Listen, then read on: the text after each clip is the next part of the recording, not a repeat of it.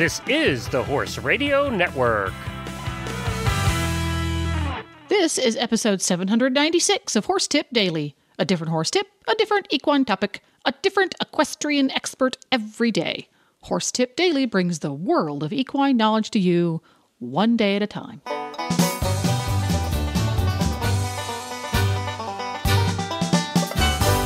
Greetings, horse people. Coach Jen here, and thanks for tuning in to Horse Tip Daily. Conrad Schumacher joins the Dressage Radio Show co-hosts for today's tip for a revealing look at making a better rider, learning feel, cantering, and being through the neck. That's a lot. And we'll get right to our riding tip right after this tip for shopping from equestriancollections.com. Glenn here from the Horse Radio Network, and I am with Debbie from Equestrian Collections with Equestrian Collections Product of the Week. This week, I would like to feature an item that we have that not everybody has in stock because it's for men. Men have an awful hard time finding riding attire. That is true. And we have purchased some RJ Classics Extreme Soft Shell Show Coat in men's in navy. These are perfect for the hunter ring. They are men's sizing, and we have them in stock. It's only $228. These extreme soft shells are very cool. They're quite a bit cooler than your regular wool coat. It's also washable. And apparently, from what I understand, these new soft shell products are all the rage on the hunter scene right now. So we went ahead because we understand our men riders have a horrible time finding stuff, and we have quite a few of these in stock and ready to ship today. So look for the RJ Classics Extreme Soft Shell Show Coat in men's. And I like the fact that you have shorts, regulars, and longs. So that's a good thing. And yep. you can find all the different options and sizes on the website at equestriancollections.com. Yep, we hope to see all of our men giving us a call. We also have a lot of other men's items. We do try and keep the men in our site. And don't forget, you can follow Equestrian Collections on Facebook. Just go to Facebook, search for Equestrian Collections, and like them there. That's equestriancollections.com.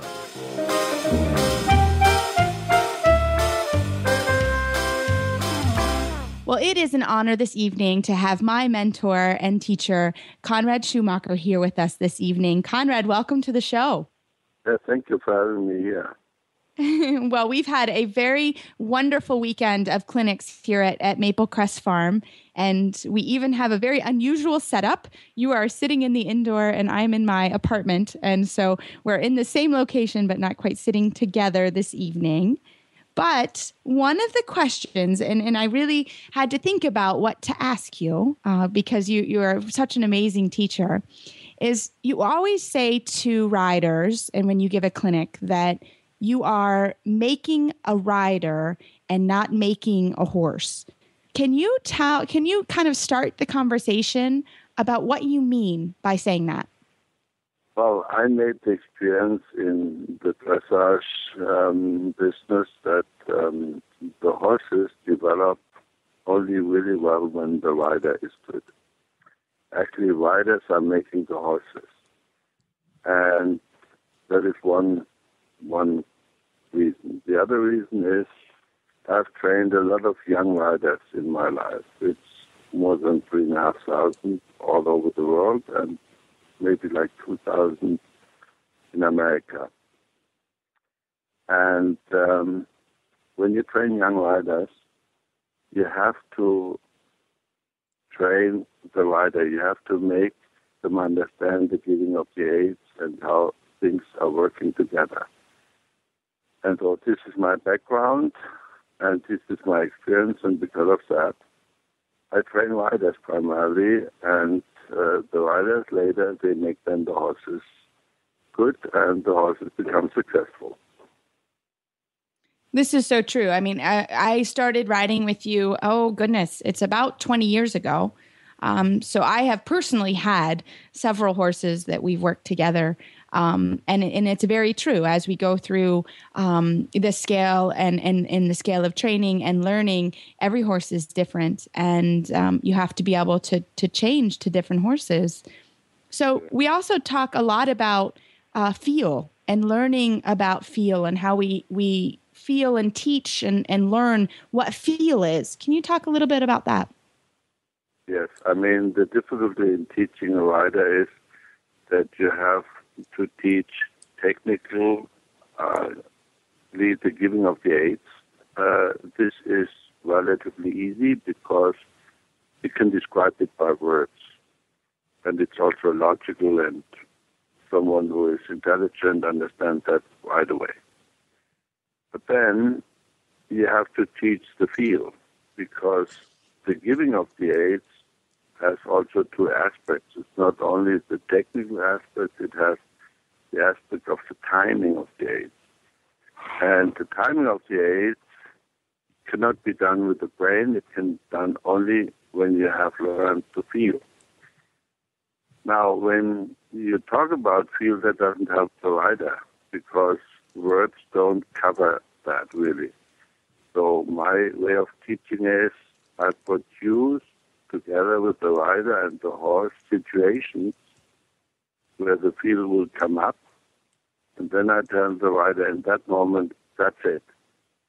And then I do hope that the riders remember, and I do that often, and then I do it in variations, and after a while, the riders will learn to feel. And then we have the prerequisite of giving the aids in a good way. So tell us, when you start talking about the technical aspect, and let's talk a little bit, let's say, about picking up the canter, because we saw that a lot, or I saw that a lot today as we went through. We had young horses to Grand Prix horses, and we had the young ones who had to learn to pick up the canter by going through the neck. And when you start talking about giving the aids in that moment, can you talk a little bit about that?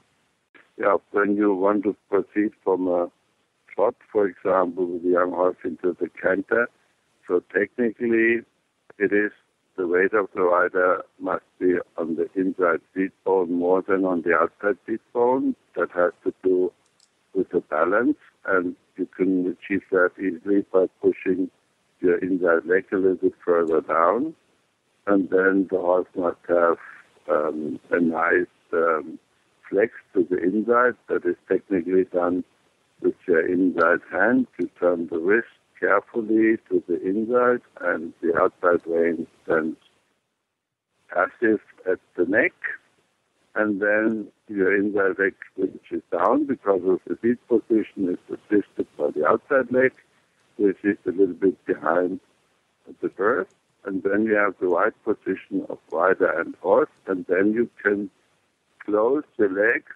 and this will make the horse cantering. But it might be that a young horse which has never done that before has to learn that and understand that. That may take a little while, but then the horse has understood, and then it goes. So this is technically described relatively easily. But the moment when you actually ask for this canter, that would be then the moment where you feel that the horse is ready for it. And this is now the second part to feel. Right, exactly. And that's the tough part. And today we worked a lot also on giving in the neck. And we started in the halt. And we would take this all the way to the canter transition or to piaffe if appropriate for the horse. So talk to us a little bit about when you're dealing with neck position in the halt, for example. How do you feel with your seat and your legs to get the horse round or keep the horse round that way? Well, I mean, first of all, this is what I do a lot with all the riders and the horses, to do it in the halt, with giving the horse a good neck position, because in the halt, the horse as well as the rider, they have nothing to do but concentrate just on that neck. They don't move, so they have a great possibility to develop the feel, both of them. The horse feels good when the neck is well rounded, and the rider feels this as well, and then you can do exercise in the halt, a slight flex to the left, a slight flex to the right. Then you can give one side from your wrist and take the other side, or you keep both hands steady and wait until the horse has given the neck and so on. You can make the crest of neck flip over to the left or flip over to the right, depending on what you want to do. And when you have that done, then there is so much understanding between horse and rider that later when you go for the walk and for the trot and for the canter, you save a lot of time when you exercise it like that. And you also, when you have the neck well rounded in the halt, you can let the horse stretch down. And the horse will try to see the deep outline, and then you retake the reins. So you can train in the halt not only the neck positions and the flex, you also can train the stretching and the retaking of the reins. And when the rider can do that, then he rides way better because he's always able to reward the horse in the right moment. The reward comes by a lightening of the contact or the stretching. Yeah, and it works, ladies and gentlemen. I will tell you, I worked a lot on that today on the young horses especially, and it was very, very helpful. And that's a wrap. Look for the remainder of this conversation from the Dressage Radio Show on a tip coming up next week. And if you enjoyed Reese chatting about all things dressage, you can tune in every week at dressageradio.com. You can also find lots more tips about topics ranging from barn care to websites for horse people at horsetipdaily.com. Just look for the topics drop-down menu on the left. And don't forget to support our sponsors here on Horse Tip Daily because they make these podcasts possible. Today's podcast has been brought to you through the generous support of EquestrianCollections.com. The Horse Radio Network and the Horse Radio Network hosts are not responsible for statements of guests or their opinions. Use your own judgment when listening to the tips provided by the experts on Horse Tip Daily.